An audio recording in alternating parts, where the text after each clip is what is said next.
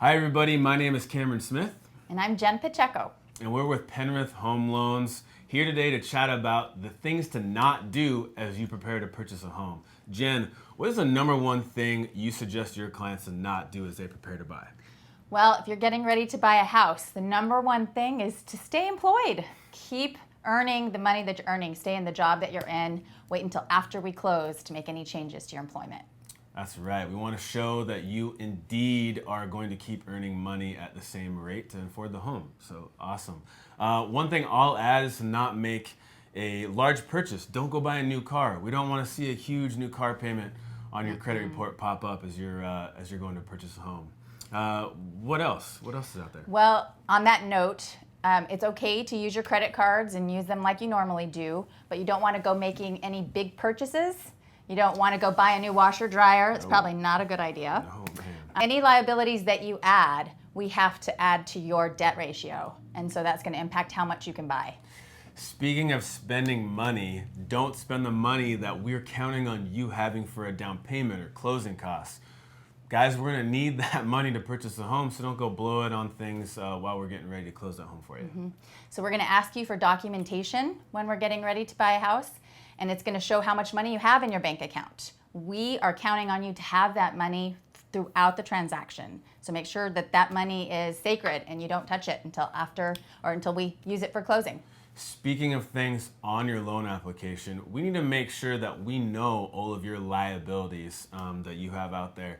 Things like child support or alimony, they don't show up on your credit report, so we need you to disclose that fully on your loan application so there's no surprises later down the road. There are times when creditors don't report something on your credit report. And oftentimes when we first pull your credit, that triggers some creditors to start reporting. And if we have to, for some reason, pull your credit at the end of the transaction, then that will pop up. So just again, on that note, full disclosure, we are your friends. We want to know everything so that way we can help this to be a success. Next subject, you're getting ready to purchase a home. Of course, you need furniture for that new house, right? You need to buy new couches, maybe a new refrigerator. Hey, guess what? Don't do that yet, okay? Just wait until you get the house. Again, any big purchases, any big changes in your credit or financial picture is really going to change things for us. And we don't want to have to give you any bad news right when you're about to expect keys for a new home. Yeah, and we've had that happen. Somebody's like, well, I need a new mattress. I'm going to open up a new credit card. No, just wait. Wait until you have the keys in your hands. Yeah, no new credit inquiries. When we as creditors see new credit inquiries on your credit report, that sends up red flags that you're out there searching and opening up new credit and you're going to add to your liabilities. Again, back to those things that we just need to know what your picture looks like, and we need that picture to stay the same as we move throughout the transaction. Deposits, bank accounts, what is something we can tell everybody about that? Well, you want to be sure that you're documenting everything that you put into your account. So if mom and dad want to give you money, make sure that they're writing you a check or they're wiring that money into your account.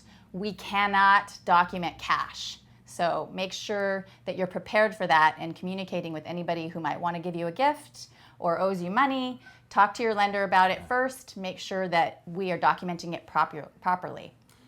Long story short, do not make any moves with any money until you talk to your lender first. Great rule of thumb before you do anything like that. Speaking of bank accounts, don't change bank accounts. If you supply certain bank account statements for us to use in your transaction, we're counting on all funds to come from those. So we don't need this mysterious bank account to come up and checks from that account to be used for the transaction. Again, think of the application, think of what you're telling us, and let's stick with that.